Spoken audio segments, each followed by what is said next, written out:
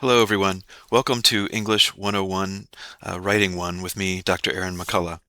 In this lecture video, I'll cover who I am, the structure of the course, the goal of the course as I've designed it, and finally, how to succeed in the course. So make sure you stick around till the end to learn that the answer to that important question. The best place to find information on all of these topics is in your course syllabus. And so in order to find your syllabus, once you're in the Blackboard course, you will scroll down to the module that says, funny enough, course syllabus, schedule, and instructor information, and then select syllabus and schedule for English 101 Writing 1, and you'll be able to access the syllabus here. At the top of all of our syllabuses at MCTC, you'll find information about how to contact your instructor. And here you have my email address, my telephone number, and that goes to my office at the Licking Valley campus here in Cynthiana, Kentucky.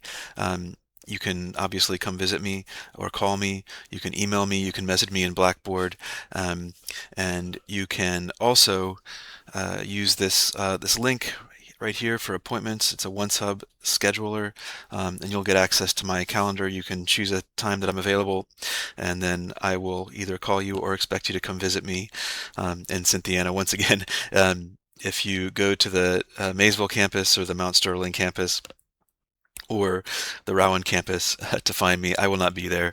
You'll have to drive all the way back to Cynthiana to talk to me. You'll also see my office hour schedule here, and I've noticed in my years of teaching that there's some confusion about what office hours are for. Office hours are there for you. I'll 99% of the time be there at my desk, and if you have a question, it pops into your head, you can give me a call, no scheduling necessary. You can even just show up, no scheduling necessary. Although if you're driving a long ways, you might want to use that OneSub schedule to make sure that I'm there, because that 1% of the time that I am not there, you might be disappointed to not find me there. But they are there for me to help you with anything related to the course. You can ask me questions. You can sit down with me and we'll go over one of your major papers, and I will be happy to help you. So next we'll cover the structure of the course, and first off we'll hit up grades, and so I'm going to scroll down past the course outline, which we'll talk about in a second, down to the grade breakdown here. So your grade will be made up of three major papers: the literacy autobiography, the rhetorical analysis paper, and finally the argument paper. And then you'll also have a reflection paper, a sort of small paper at the end of the semester. The rest of your grade will be made up of peer review, and you'll have 3 peer reviews. Those will total 5% of your grade. And then finally, discussion board posts and other informal assignments are 30% of your. So now let's scroll back up to the course schedule here. And the course schedule is organized by weeks vertically, and then horizontally by major topics and readings in that center column, and by assignments in the right column. Now each week's module has a series of lecture videos, readings, short individual assignments, and discussion boards that are designed to help you practice the skills that will ultimately be assessed in your major papers. So weeks 1, 2, 3, and 4, you can see, lead towards, and 5 as well actually, 5 is sort of a transition week, lead towards the literacy autobiography, and then weeks 5 through 10 lead towards the rhetorical analysis paper, and then the final few weeks you have the argument paper and then your reflection paper. Dates for the course are consistently on Friday and Sunday. A lot of the assignments that you'll create, the individual assignments that you'll create, will be due on Sunday. Discussion boards are generally first post due on Friday, and then a response post due on Sunday.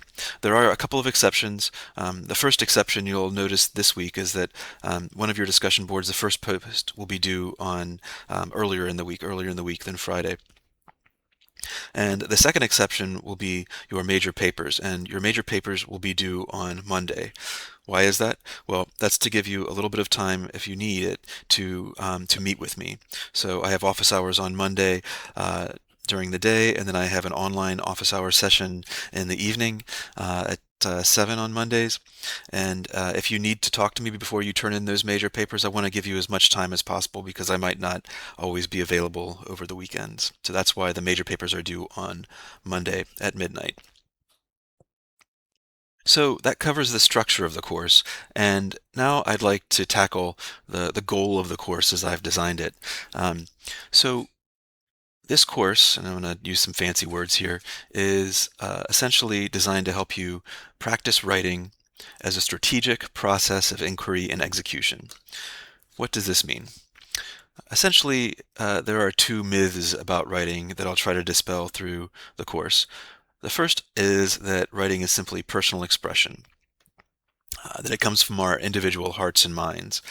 Um, I think that's a great idea in one respect. You know, I do like to write poetry. I really like literature, and I like to think of it in some ways, at least, as a means of personal expression. But there is a problem with this, and that is that this myth that writing comes from a place of personal expression only. The problem is that it leads to the belief that we are either good or bad at writing, and that our destiny is fixed for all time. Educators, you might have heard of this phrase before. Educators call this a fixed mindset, a fixed relationship to learning. However, in this class, you'll learn to think of writing as made up of lots of little and big strategies. And the thing about these strategies, the important thing, is that you can learn them through study and practice, just like learning to drive a car or fix an airplane or to cook. So thinking about writing like this involves developing what's called a growth mindset towards writing. And under a growth mindset, we are all capable of growth, of changing and improving by paying attention and practicing. The second myth that I'd like to help you challenge in this class is that there is only one way to write well. Um, of course, all of my high school English teachers and a lot of my college English teachers taught this way, and you've probably experienced that quite a bit in your writing journey. You can probably see, or at least intuit, the problems with this is that you know uh, in my experience and probably in your experience, all of their one ways that each of these instructors like to teach writing, they all look different, and that poses some problems, like, as you can imagine, as you may have experienced. But these differences, these contradictions, do point to an important truth, and that truth is that different situations different writing situations demand different strategies for writing successfully. A business email or presentation, a birthday card message to an estranged father, a literature or philosophy class paper, a literature class paper from one teacher to another. Each of these situations demand different writing strategies. And the big idea that we'll use to inquire into what kinds of writing strategies we might need in a particular situation, that big idea is rhetoric. And we'll be getting into that within a few weeks. All right, so you've stuck around for the first bit of this lecture, and here's the big payoff, the final item that I'd like to cover, how to succeed in this class. So I've taught for some number of years, and I think it's fair to characterize my classes as easy Bs, especially my English writing classes. Um, there's a few reasons for this. Uh, the first is that 30% of your grade, a good chunk of your grade, is going to come from informal assignments and discussion board posts. And as long as you follow the instructions there and complete the assignments, you'll get 100% on those. They're not, I don't grade very, very strictly on them. So if you follow the instructions and do those, you'll get 30% guaranteed. The the three major papers, the literacy autobiography, the rhetorical analysis paper, and the argument paper, those are worth 45 plus 15, 60% of your grade. Uh, they're a bit more difficult. I grade those a little bit more strictly, but I do give you extensive feedback, and you can you can use that feedback to revise them. You can choose any one of those major papers at the end of the semester and revise it for a completely new grade. So there are two more policies that you should know to help you succeed in this class. We'll go ahead and scroll down a couple pages to the first, my late work policy. Now, I'm not going to go over all of the late work policy here. Just know that I do have one. There are deductions that could happen for late work. Um, uh, what I really want you to take away from this, though, is that if you find yourself falling behind, if you have a few late pieces of late work, a few a late paper, a late assignment, a late post on a discussion board, um, uh, you are not lost. All you need to do is reach out to me, talk to me, and I will adjust due dates as we need to. Um, it is not hopeless falling behind in my class. I don't have a strict late work policy, so just meet with me if you find yourself falling behind, and we can negotiate a plan to get you back on track. So I have a lenient late work policy, but the next policy that I want to show you is not so very lenient, and that's my academic dishonesty policies. If you scroll down, where is it here, to the KCTCS Student Code of Conduct, that begins the academic dishonesty section of my course policies, and they cover cheating, plagiarism, and especially the use of artificial intelligence. Plagiarism obviously is a no-no. The use of artificial intelligence, I don't encourage it, but you can use it as long as you cite it properly. So my course policy on AI is as follows: using artificial intelligence without proper citation to create writing assignments for this class is prohibited and will be considered an act of academic dishonesty. Without proper citation is a pretty important statement there, and I will show you in a few minutes, excuse me, even within about a minute, how to find out how to cite it properly. I'm not going to cover the rest of the policy here, but you should read it absolutely within the next day or two. At the end of the week, you're going to take a quiz on my course policies that really focuses in on the use of artificial intelligence in the class. So make sure you're reading this part of the policy on your own. Make sure you understand it. Make sure you reach out to me if you have any questions. And like I said, I'm going to show you how to get access to information on how to cite AI within the context of the Blackboard course. Okay, so let's pop out of the syllabus here and go back to the Blackboard course. I have it here in student view. And I want to show you a few other resources. I really want you to use me as a resource, to contact me if you're struggling or if you have any questions. But the Blackboard course is set up to help you, to get you access to important information if you can't get access to me. Let's see, what should we start off with? I've got technology troubleshooting and other support services here. That's this module. Information on Blackboard and some other student support resources here. The MCTC Writing Studio online, I probably won't require you at any time to use the Writing Studio this semester. Those of you in the 100 workshop, we might do some work with the Writing Studio, but I haven't decided that yet. That said, if you can't reach me, if you don't want to talk to me about your papers, the Writing Studio is really good and is there to help you. They're kind of like writing tutors. And there's instructions here for how to submit to one of your papers for review by the Writing Studio, and then also just some information on what the Writing Studio is about. It's located at Maysville, so if you're close to Maysville, you could even just pop on over and talk to a real person. So let's go ahead and scroll up to the top of the course content area, and I'd like to show you a couple of other links and modules. Let's see. Within the course textbook and other resources module, you have a link to your entire course textbook. By the way, you don't have to pay for your textbook. Well, that is, you've already paid for it as a course charge. So when you paid your tuition, or when your student loans or financial aid paid your tuition, it should have covered the course charge. let's see, a few other links here. One to the University of North Carolina at Chapel Hill Writing Center Tips and Tools. I really like that as an online writing manual.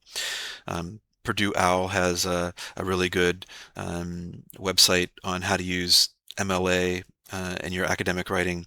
And then finally, the University of Maryland has a really good web page on how to, I'll go ahead and click it and show you how to cite your usage of AI if you choose to use AI in your papers. Just remember, you must cite it. I'm not a huge fan of AI to begin with, but if you're going to use it, you got to know how to cite it, and you got to cite it. And so that information is here on this web page. Again, let me know if you have any questions. This is one of those things that I don't take lightly, and I have very little wiggle room on.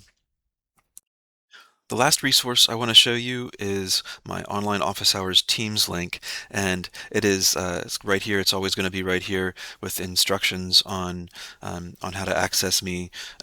So basically, you can think of me as your AI bot between the hours of 7 and 8 p.m. on Mondays. Uh, I'll be there. I'll log on right around 7 and I'll stay till 8. And if anybody has any questions, you can just pop in. Don't need to call me, don't need to email me, don't need to set up an appointment. I'll be there and we can talk about your anything that you need to know that would help you with the class. Okay? The last thing that I want to show you is the structure of the modules. The first 3, maybe 4 weeks of the class, I'm going to set them up as a forced sequence, which means that you have to click through and complete each of the different module areas. You have to read pages, you have to complete assignments, take quizzes in the order that they're set up within the module. And the order that I have things set up in the module is very important. First there's an overview and checklist. If you click into that, it'll have lots of really important instructions and an overview of due dates for the week, assignments, lecture videos, and the order that these are in is very important. So I really want you to do each of these things in the order that they appear here in the checklist and in the module itself. There are also going to be some weekly tips and learning objectives within each of the modules. Once you click through each of the modules, you can advance and, for instance, read or watch a video depending on what it is that you need to do next from one area to the next. So, just remember that if you try to go through the calendar function, there's a possibility that you might be able to do that, but I really don't recommend it. You're going to be confused. You're not going to understand, what you're being assessed on in the assignment. So make sure you're clicking through each of the readings and lecture videos, reading the readings, watching the lecture videos as carefully as possible so that you understand exactly what I'll be looking for in the discussion boards and the assignments. Okay?